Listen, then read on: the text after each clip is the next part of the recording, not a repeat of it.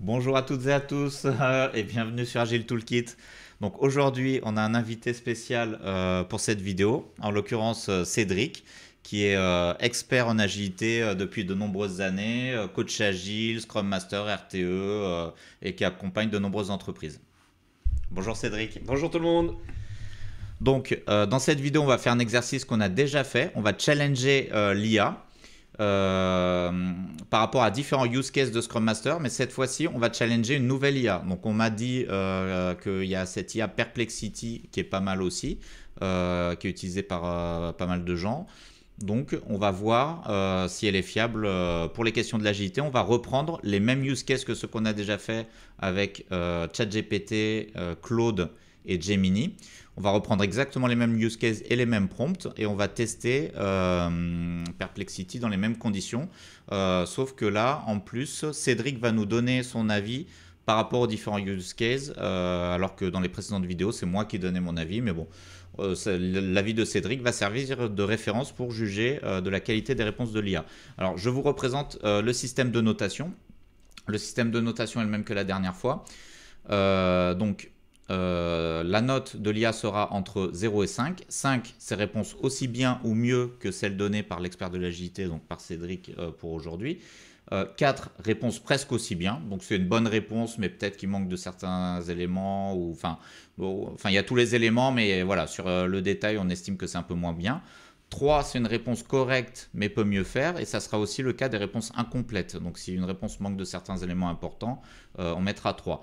2, c'est une réponse qui comporte des erreurs. Donc à la moindre erreur, c'est-à-dire une information qui est fausse, on sanctionne durement l'IA.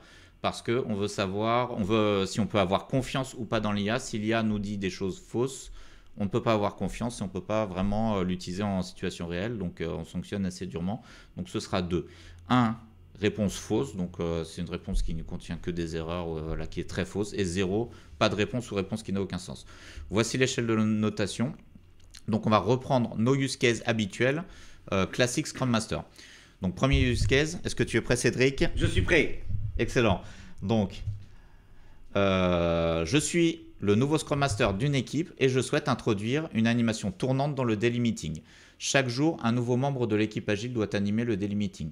Certains membres de l'équipe ne souhaitent pas animer le daily et m'ont fait part de leur refus. Que faire? Donc là, quel est ton avis Cédric sur cette question, sachant que tu peux aussi critiquer la question, la commenter ou dire que tu ne ferais pas comme ça, etc. Donc c'est complètement open et ensuite on posera cette question à l'IA. Alors, de mon point de vue, que faire? Ben rien. Ou autrement dit, ne surtout pas imposer aux membres de l'équipe, malgré leur refus, leur imposer de tout de même prendre à leur charge l'animation du délit. C'est quelque chose qui s'observe dans des équipes qui maîtrisent l'agilité, qui ont une expérience de plusieurs mois, voire plusieurs années, qui tendent vers l'auto-organisation, où on va rencontrer effectivement des équipes où l'animateur va être tournant, mais c'est bien entendu au bon vouloir des participants. Donc, pour répondre à la question que faire, rien. Voilà, donc c'est un peu la même chose que j'avais répondu dans la précédente vidéo. Surtout ne pas imposer les choses. Hein. Dans l'agilité, on n'impose pas les choses. On laisse la liberté aux gens. Alors, si vous voulez avoir mon avis détaillé, vous pouvez aller voir la précédente vidéo. C'est la toute première sur l'agilité l'IA. Et là, maintenant, je pose la question à Perplexity. Donc, je copie-colle. Donc c'est la première fois que j'utilise Perplexity. Enfin la deuxième fois, je l'ai utilisé une fois pour une question pour tester. Donc je vais vous lire la réponse et on va juger, Cédric et moi, est-ce que c'est une bonne réponse ou pas. Alors là, je vois que Perplexity nous met des images. Est-ce que c'est des images de daily meeting? Donc ça c'est original, les autres IA ne le font pas. Daily Scrum Meeting, donc il nous sort donc depuis Internet, on dirait un template klaxon. Oui. Bon, alors c'est pas ce qu'on lui a demandé, la réponse, elle, est ici. Donc, pour gérer la situation où certains membres de l'équipe refusent d'animer le daily meeting, voici les pistes à envisager. Donc je lis et ensuite, Cédric, on discute, on dit ce qu'on pense de cette réponse ou pas. Comprendre les raisons du refus.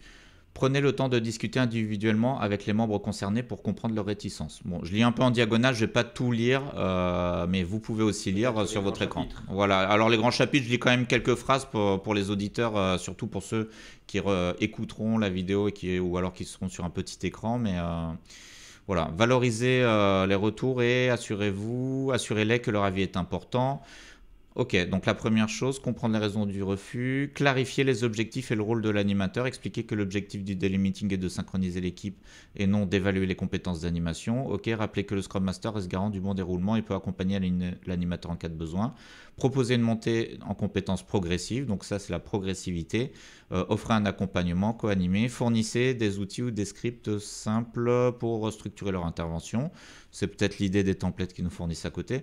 Revoir la rotation obligatoire. Si certains membres restent opposés, envisagez une alternative. Laissez ceux qui sont à l'aise animer régulièrement, tout en encourageant doucement les autres à essayer sans contrainte immédiate. Voilà, laissez libre ceux qui ne veulent pas.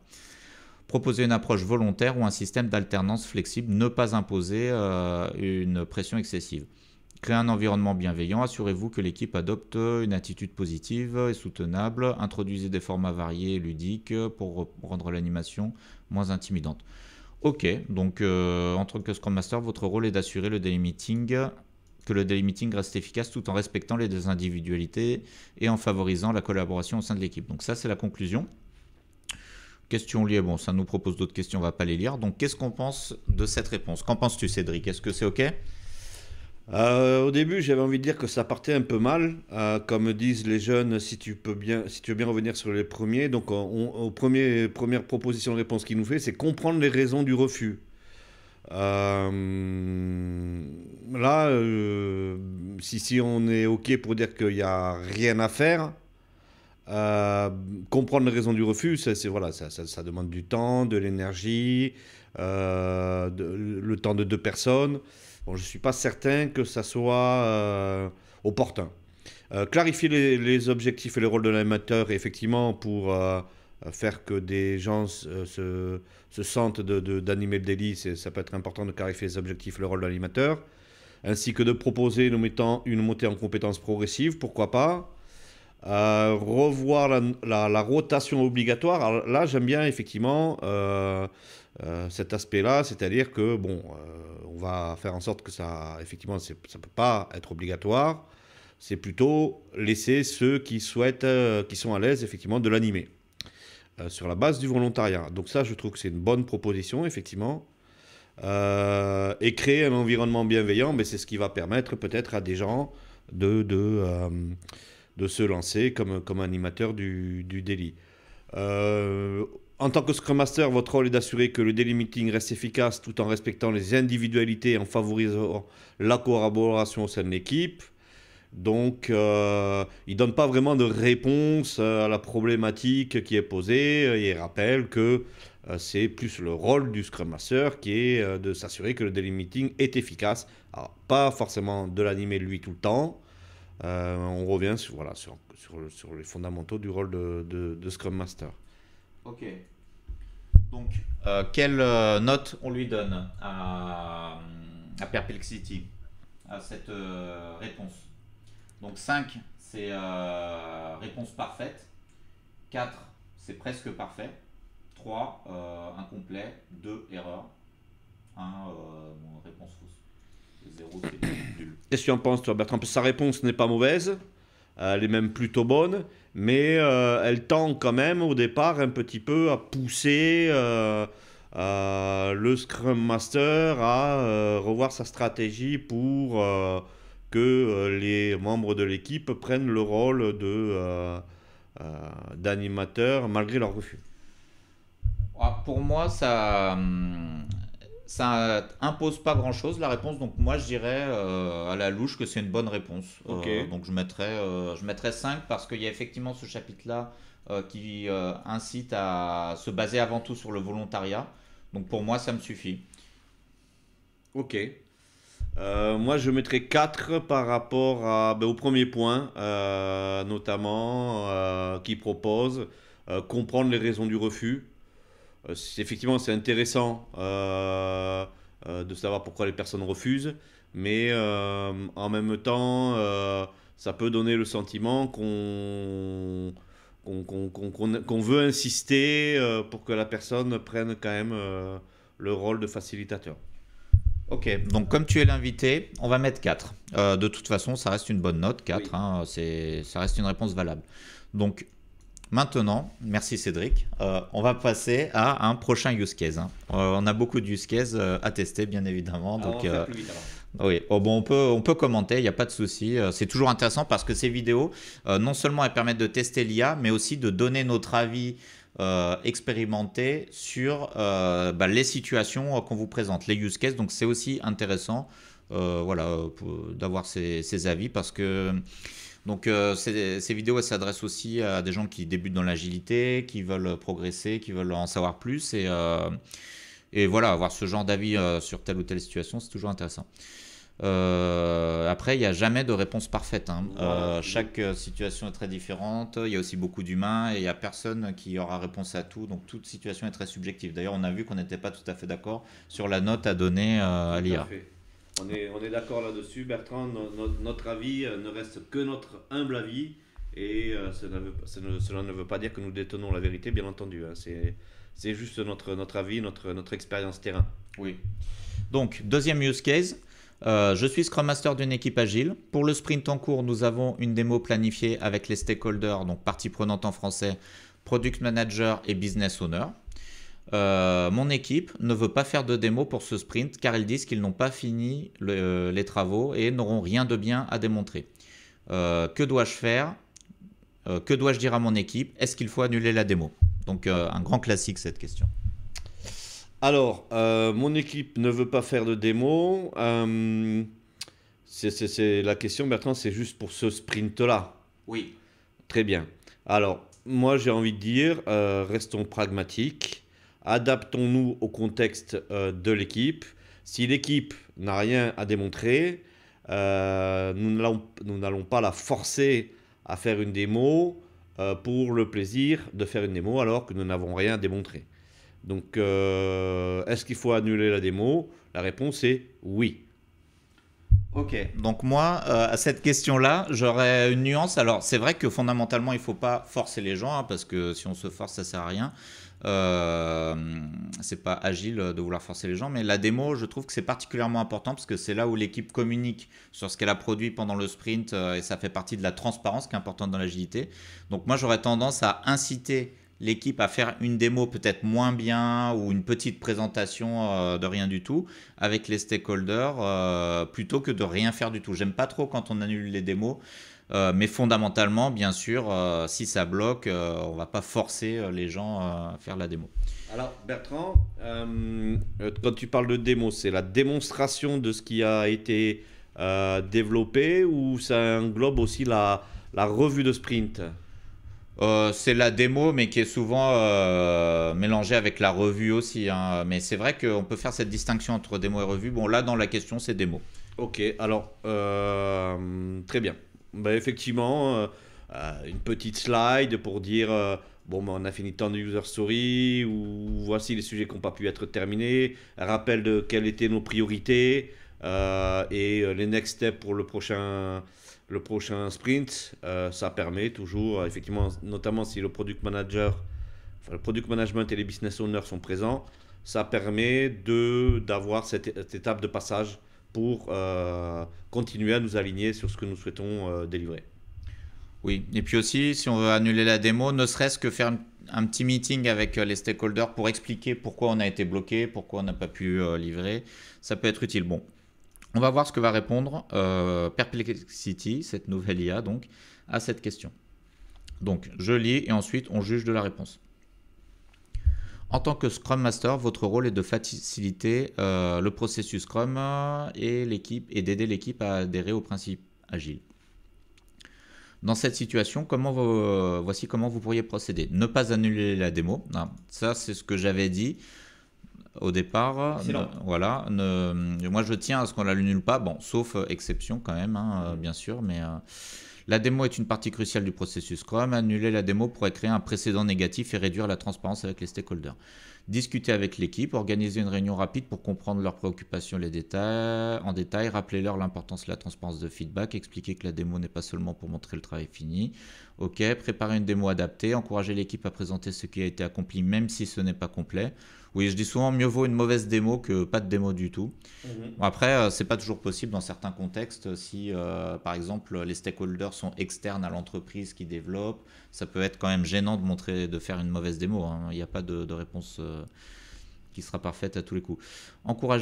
Préparer une démo adaptée, encourager l'équipe à présenter ce qui a été accompli, je l'ai déjà lu. Proposer de montrer des prototypes, des maquettes. Préparer une explication claire des défis rencontrés. Et des apprentissages réalisés. Donc ça veut dire pourquoi on n'a pas réussi à faire ce qu'on avait prévu. Communiquer avec les stakeholders, informer-les à l'avance que la démo portera sur les travaux en cours. Expliquer que c'est une opportunité de recueillir des feedbacks précoces et d'ajuster la direction. Donc ça c'est l'essence de la démo. Faciliter la démo, créer un environnement positif, encourager les discussions, assurez-vous que l'équipe reçoit un feedback. Rétrospective post-démo, après la démo, discuter avec l'équipe de ce qui a été appris. Identifier les actions pour améliorer la planification et l'exécution des futurs sprints. Ok, donc qu'est-ce qu'on pense de cette réponse, Cédric? Je trouve que c'est une excellente réponse. Ok, oui, moi je trouve que c'est une bonne réponse. Alors juste quand même, ça laisse pas la possibilité d'annuler purement et simplement la démo. C'est pas très nuancé. C'est l'application stricto sensu du framework Scrum, du cadre Scrum. Effectivement, quoi qu'il advienne, on n'annule pas la démo. Bon, du coup, qu'est-ce qu'on note? Quelle note on donne? Ça manque un peu d'adaptabilité justement au contexte. Hein. Admettons un accident de prod majeur. Je pense pas que la démo tienne la distance par rapport à la sollicitation des équipes pour résoudre cet incident de prod majeur. Donc voilà, ça manque un peu d'adaptabilité. La démo, comme le proposait l'IA, effectivement, l'essence même, c'est ce feedback, cet échange, cet alignement avec les parties prenantes qui est primordial hein, pour s'assurer qu'on est toujours sur la bonne voie. Donc ça peut être quelque chose qui peut être fait en moins de temps que prévu, si tant est que effectivement on n'avait pas grand-chose de constructif à démontrer. Donc verdict en termes de notes? 4 sur 5. 4 sur 5. Bah, moi, je serais d'accord avec toi aussi. Ça laisse pas la possibilité quand même de l'annuler, même si moi, je suis pour qu'on l'annule pas en général. Mais bon, faut quand même se laisser une possibilité. Ou par exemple, autre exemple, si on est en période de grippe comme maintenant et que tout le monde est malade, oui. Là, ça peut justifier d'annuler une démo. Tout à fait. Voilà. Ok, donc 4 sur 5, on voit que c'est un petit peu moins bien que les autres IA.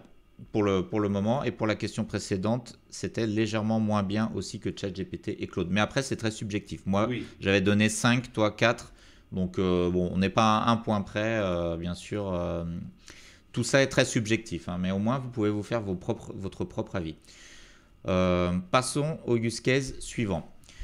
Je suis Scrum Master d'une équipe, mais beaucoup de team members ne veulent pas faire de rétrospective. Ils pensent que la rétro ne sert à rien et ils préfèrent travailler au développement des US. Que me conseilles-tu? Excellente question. Mon équipe ne veut pas faire de rétrospective. Là, pour le coup, je propose à l'équipe de me faire part de façon, par exemple au café, si effectivement on n'a pas de rétrospective, de les faire parler, de leur demander s'ils ont des problèmes. Et quel problème justement pose ces problèmes-là? Qu'est-ce que ça leur engendre quoi comme problématique au quotidien? Et si tant est, de leur poser la question, est-ce qu'il n'y a pas moyen de régler ces problématiques?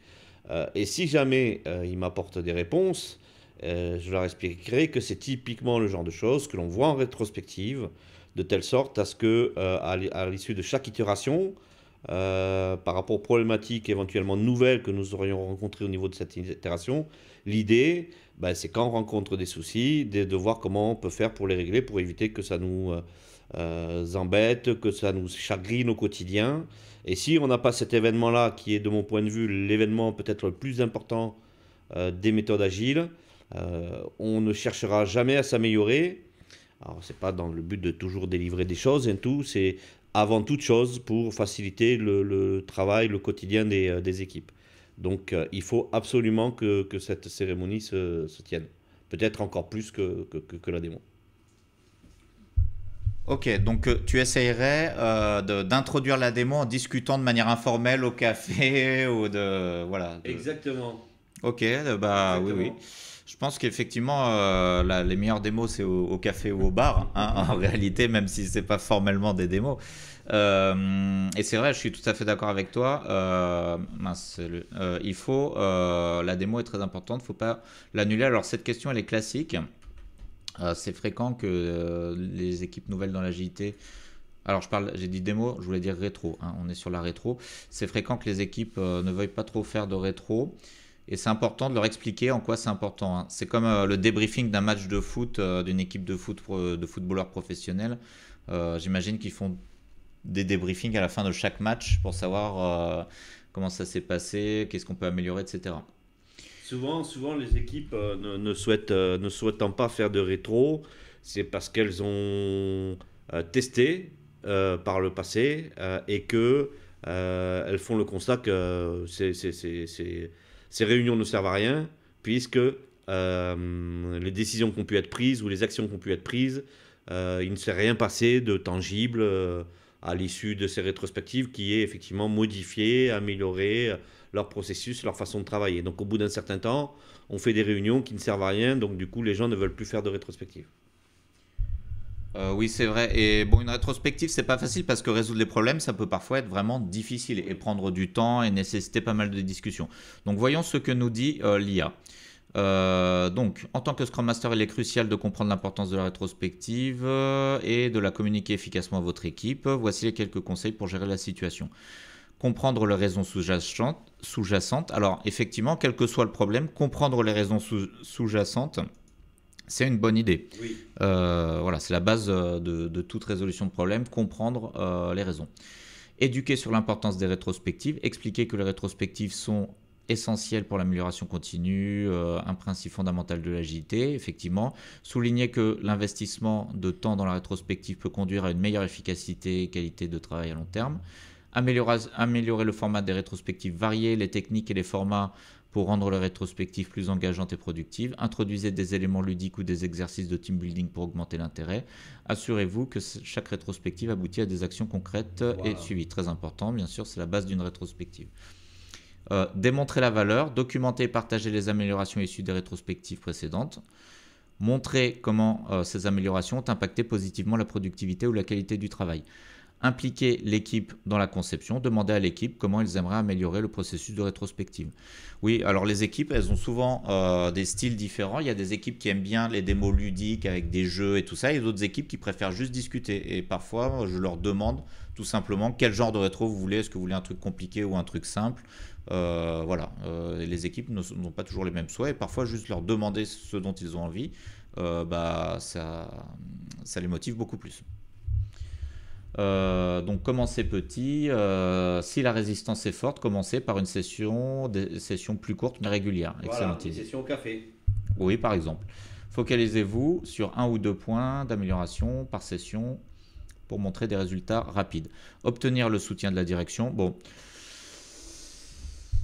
Ah oui, là. Là, c'est. Attention, là. Voilà, donc ça, je comprends tout à fait ta réaction. J'ai déjà eu la même réaction dans une précédente vidéo. En fait, faire intervenir la direction, la hiérarchie, c'est pas très agile. Non. Donc normalement, ce genre de problème se résout à l'intérieur de l'équipe, hein. L'équipe doit trouver son propre fonctionnement. Et si on fait intervenir la hiérarchie, c'est pas bon. Non. Anti-pattern. Effectivement, anti-pattern. Assurez-vous que la direction comprend et soutient l'importance des rétrospectives. Alors, bon, voilà, sauf si c'est la direction qui veut empêcher la rétro, mais bon, demandez-leur de communiquer leur soutien à l'équipe, ok. Être patient et persistant. Le changement de culture prend du temps, restez positif et continuez à promouvoir les bénéfices des rétrospectives. Célébrez les petites victoires et les améliorations, même mineures. Donc, comment on juge cette réponse? Ben, Bertrand, est-ce qu'on juge que le point 7 est une erreur? Le point 7, c'est-à-dire obtenir le soutien de la direction. Alors, c'est pas exprimé très fortement, mais fondamentalement, voilà, faut trancher. Moi, je dirais que c'est une erreur, une petite erreur, parce que recourir au soutien de la direction dans ce cas de figure ne me paraît pas pertinent et vaut mieux rester au niveau de l'équipe pour ce genre de sujet. D'autant plus que l'équipe, au départ, exprime son souhait de ne pas faire de rétrospective. Si jamais on demande à la direction de pousser pour que les rétrospectives se tiennent, ça veut dire qu'en fait, on n'est pas sur quelque chose à l'échelle, on est sur quelque chose de très pyramidal, et on veut à tout prix appliquer bêtement et méchamment un framework sans se poser les véritables questions existentielles. Donc là, c'est vraiment anti-pattern et chose à ne pas faire, j'ai envie de dire. Oui, je pense qu'on est d'accord, même si ça va pas pousser très fort pour cette réponse, mais ça peut induire en erreur une personne qui fait appel à l'IA Oui, oui, oui. pour gérer ce genre de situation. Donc normalement, quand il y a une erreur, c'est 2. Après, on peut faire des demi-points si on veut, entre 2 et 3, si on veut être moins intransigeant. Donc, donc je remets ici l'échelle de notation. Réponse comportant des erreurs, c'est 2. Ensuite, réponse incorrecte mais incomplète, 3. Bon, qu'est-ce qu'on met comme note, Cédric? 2, Bertrand. 2. Allez, on est rigoureux, mettons 2. Donc, dernier use case, ou peut-être avant-dernier. Oui, avant-dernier en réalité. Donc, je suis Scrum Master d'une équipe au sein d'un train safe. Nous avions planifié un certain nombre d'user stories pour l'itération, mais nous n'en avons réalisé que la moitié à la fin de l'itération. Donc classique, on a réalisé que la moitié de ce qu'on avait prévu. Nous avons une grosse pression pour livrer à temps. Nous pouvons être en retard sur un sprint, mais on nous demande de ne pas être en retard à la fin du PI. Que me conseilles-tu pour la prochaine itération? Est-ce possible de rattraper le retard, sachant que toutes les itérations suivantes sont déjà remplies avec ce qu'on a planifié au PI planning? Donc l'énoncé est un petit peu long et précis. Donc sur un sprint, on a un gros retard où on livre que la moitié. Qu'est-ce qu'on fait pour les sprints suivants? Est-ce possible de rattraper le retard ou pas? Alors, que me conseilles-tu pour la prochaine itération? Je te conseille de revoir les priorités. C'est-à-dire de te poser avec le PO, le PM, si tant est qu'il y en ait un, l'équipe, et donc de faire quelque part un rétro-planning, de regarder par rapport à la fin du PI planning, de se reposer cette question: quelles sont nos priorités? Quelles sont nos priorités? Et au regard de cette priorité-là, mettre en adéquation notre capacité à faire pour savoir quelles sont les priorités que nous pourrons adresser d'ici la fin du PI planning. Pour répondre à l'autre question, est-ce possible de rattraper le retard sachant que toutes les itérations suivantes sont déjà remplies avec ce qu'on a fait au PI planning? De façon mathématique, la réponse est non, sauf si on veut faire travailler les gens le soir et le week-end, ou si on veut rajouter des gens. On peut éventuellement essayer de rajouter des gens, mais ce n'est pas en l'espace d'une ou deux itérations que les gens vont réussir à prendre le train en marche, à connaître le contexte, les outils, les technos, etc., etc. Donc, est-il possible de rattraper le retard? Un petit peu, oui, mais ça sera forcément au détriment du bien-être des équipes qui sortiront du PI épuisé et qui enchaîneront sur un autre PI. Donc, ce n'est pas une bonne façon de faire. Encore une fois, on revoit les priorités et on met ça en adéquation avec la capacité à faire. Oui, je suis tout à fait d'accord avec toi. Les priorités, c'est vraiment la base. Il y a un aspect donc, dans cette question, c'est qu'il faut se poser la question pourquoi on est en retard. Si c'est un retard qui se produit une fois, par exemple, parce que les gens sont malades, parce que là encore, c'est la grippe, etc., on peut imaginer réussir à rattraper le retard sur plusieurs itérations. On amortit ce retard sur plusieurs itérations. C'est pas forcément impossible. Mais si le retard est dû à une mauvaise estimation des user stories ou au fait qu'on prend trop d'user stories à chaque sprint, dans ce cas-là, ce ne sera pas possible de le rattraper. Et effectivement, connaissant ses priorités, au moins on fera ce qui est le plus prioritaire. Donc on va poser maintenant la question à l'IA pour voir si elle répond aussi bien. Oups. Voilà. Donc là, l'IA nous donne des images. J'ai toujours envie de cliquer sur ces images.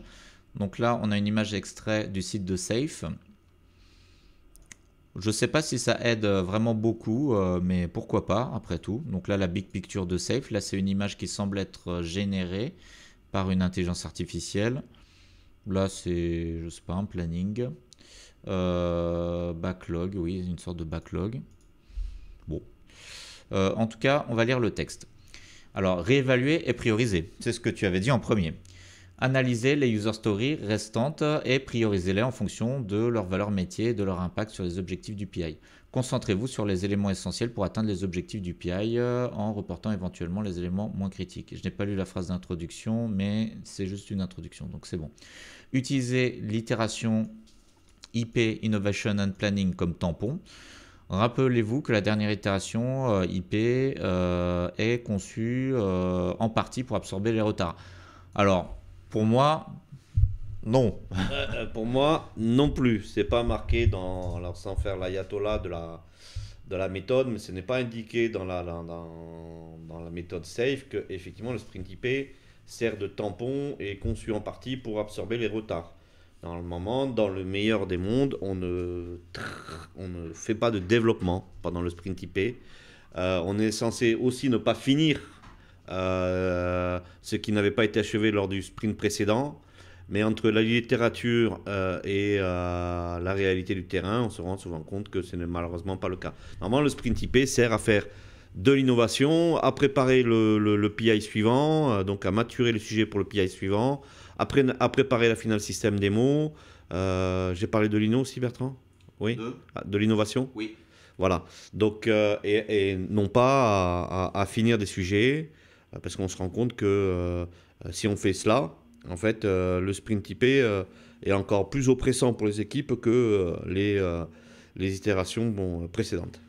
Oui, alors c'est vrai qu'on note sévèrement les erreurs. Du point de vue de la théorie, on pourrait dire que c'est une erreur, mais du point de vue de la pratique, c'est vrai, comme tu l'as dit, que tu l'as mentionné, qu'on utilise souvent le sprint d'IP pour compenser des retards. Hein. C'est pas rare et bon, même en tant que Scrum Master, ça peut nous arriver de tolérer ça parce qu'on peut aussi avoir une certaine pression, etc. Et s'il manque 1 ou 2 jours et qu'on peut grignoter sur le sprint d'IP, souvent on le fait. Hein. Alors c'est pas forcément à recommander, mais je dirais pas que c'est faux non plus vu que tout le monde le fait plus ou moins. Hein.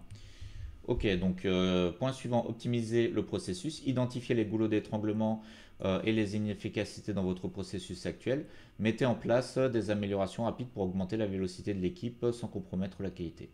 Ok, continuez, communiquer de manière transparente, informer le Release Train Engineer et les parties prenantes de la situation. Alors on s'était mis dans le rôle Scrum Master, oui, donc on fait appel à notre RTE qui est le Scrum Master des Scrum Masters qui peut éventuellement nous aider. Présenter un plan d'action clair pour rattraper le retard en soulignant les risques potentiels et les compromis nécessaires. Voilà, le compromis, ça pourrait être enlever les user stories les moins prioritaires du PI. Envisager la réallocation des ressources, discuter avec le RTE de la possibilité de réallouer temporairement des ressources d'autres équipes moins chargées pour aider à rattraper le retard. Tu l'avais mentionné un peu, faire venir des renforts, même si ce n'est pas une solution miracle. Hein. Réviser les estimations, réévaluer les estimations des user stories restantes pour vous assurer qu'elles sont réalisées compte tenu de votre vélocité actuelle, ajuster la planification des prochaines itérations en conséquence. Effectivement, si on prend un gros retard, il faut se remettre en question, éventuellement replanifier les itérations suivantes. Focaliser. Alors, je rappelle à nos auditeurs, on dit souvent itération ou sprint, c'est le même mot. Hein, c'est deux mots différents. Enfin, c'est pas le même mot, c'est deux mots différents pour le même concept. Hein. Donc, itération, c'est le mot qui est plus utilisé dans la méthode SAFe. Sprint, c'est plus ancien, ça vient de Scrum à la base, mais c'est exactement la même chose. Priorisez les éléments qui ont le plus grand impact sur le coût du retard, cost of delay. Cela peut vous aider à maximiser la valeur livrée. Donc ça, c'est la priorisation, c'est ce que tu as dit. Alors cost of delay, on rentre un peu dans les détails un peu techniques, mais on reste sur l'idée de priorisation. Concernant la possibilité de rattraper le retard, il est important de noter que cela peut être difficile si toutes les itérations suivantes sont déjà planifiées. Cependant, Safe prévoit une certaine flexibilité. Utilisez l'itération IP comme tampon pour absorber une partie du retard. On en a parlé. Réévaluer la planification des itérations suivantes pour intégrer les éléments critiques en retard. En repoussant éventuellement les éléments moins prioritaires. Donc ça, c'est ce qu'on avait commencé à dire. Concentrez-vous sur la livraison de la valeur métier la plus importante. Rappelez-vous que l'agilité consiste à s'adapter au changement. Il est crucial de communiquer clairement avec toutes les parties prenantes sur les ajustements nécessaires et de travailler en étroite collaboration avec le RTE. Ok, bon. Voici la réponse de l'IA. Alors, qu'est-ce qu'on pense de cette réponse? C'est plutôt une bonne réponse, Bertrand. Oui, je pense aussi. C'est bien, oui. Oui, c'est assez exhaustif. Tous les grands conseils sont là. Revoir les priorités, revoir les estimations, se poser les questions de ce retard. Oui. Est-ce que la réponse est aussi bien que celle que nous avons donnée nous? Enfin, que tu as donnée toi principalement aussi bien, voire peut-être mieux. Allez. Plus complète, on peut donner 5. Allez, 5. Bravo, Perplexity. Oui. Donc, maintenant, dernier use case. Je remets en mode diaporama. Je suis Scrum Master d'une équipe. Certaines US ne sont jamais réalisées à la fin du sprint et sont reportées de sprint en sprint. Que faire? Donc, que faire dans cette situation, Cédric? Que faire dans cette situation? Je me pose une question existentielle. Bertrand, est-ce que le Scrum Master d'une équipe a vocation, lors d'une rétrospective, à poser des questions à l'équipe? Bah oui, poser des questions, c'est une manière de faire parler les gens. Tout à fait. Donc, le Scrum Master pourrait poser la question à l'équipe, que faisons-nous de ces user stories qui sont jamais réalisées? Pourquoi nous les engageons dans le sprint puisque nous ne les réalisons jamais? Donc, j'ai envie de dire, challenger l'équipe sur la pertinence d'embarquer des user stories sur lesquelles nous ne travaillons pas, sur lesquels certainement nous passons du temps à discuter, peut-être un petit peu, donc c'est perte de temps. Et à ce moment-là, si effectivement il n'y a pas d'urgence à livrer ces sujets-là, les remettre dans le backlog et ne plus en parler.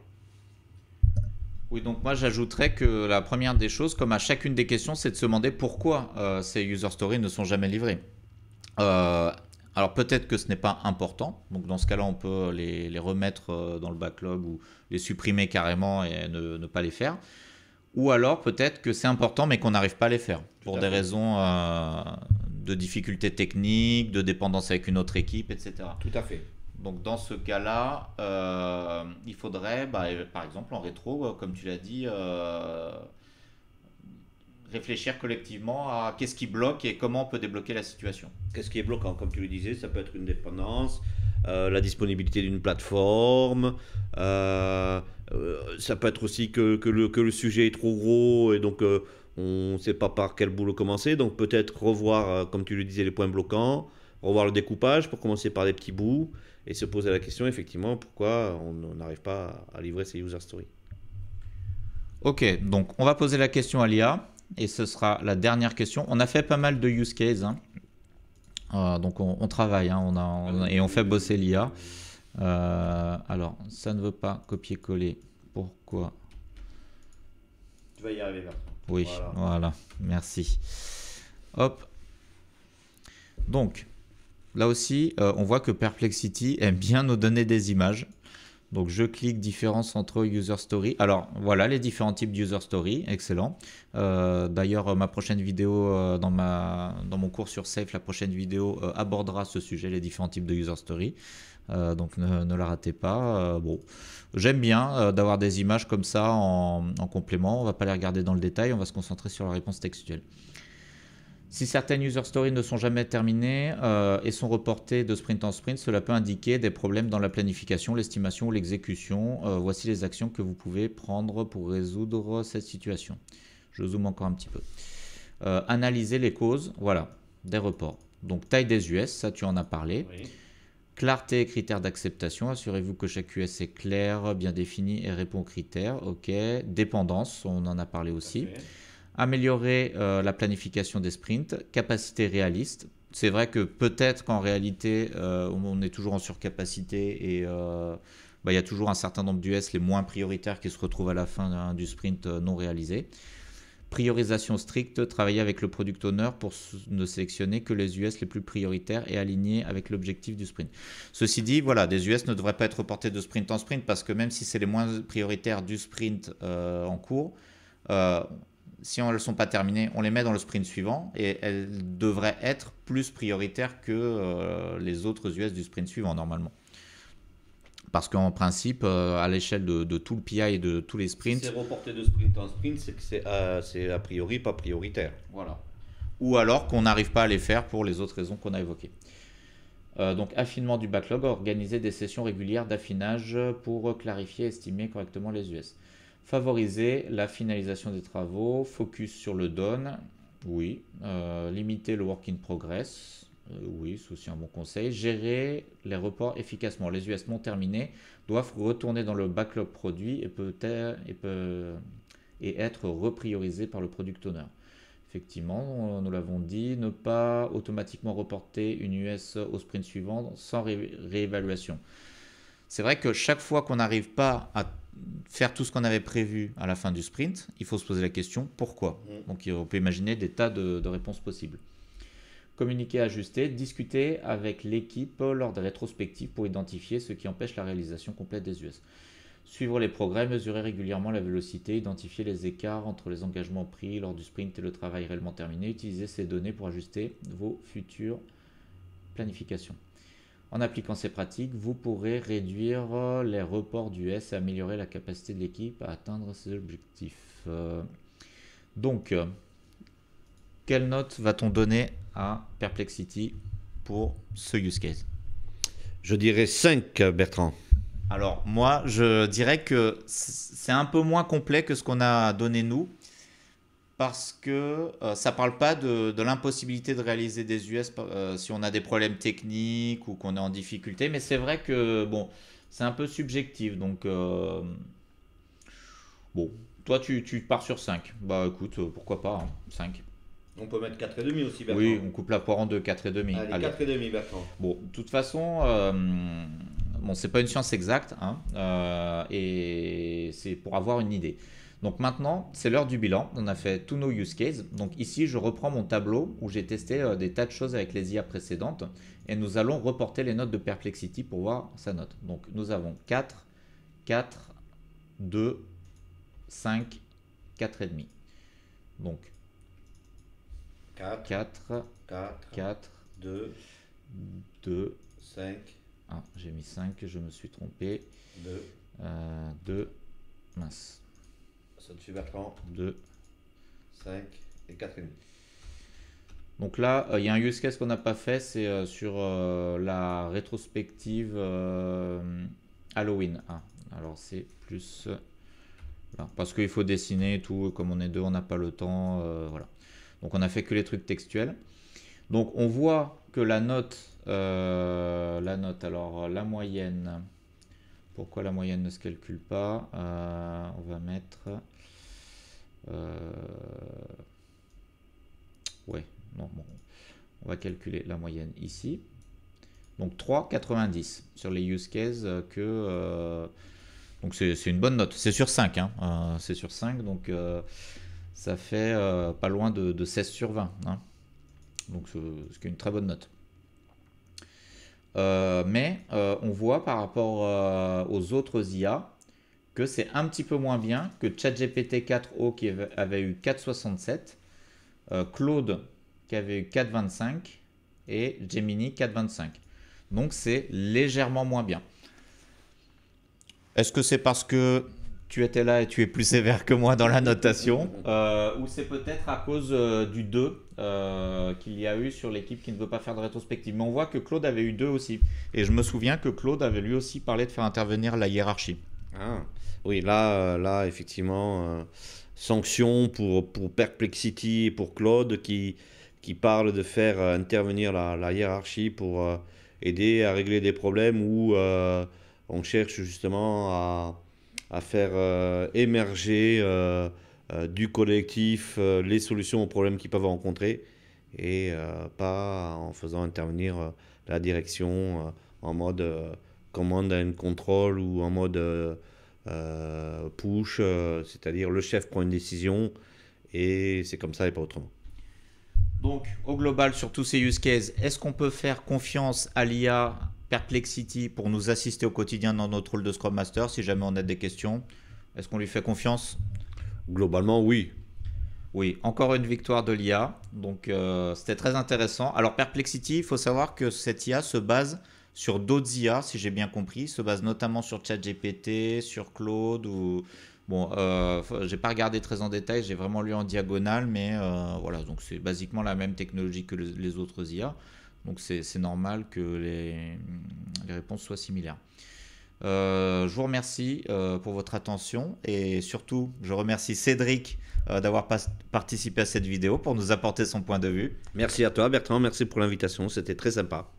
Et je vous dis à bientôt pour une prochaine vidéo. Ciao ciao.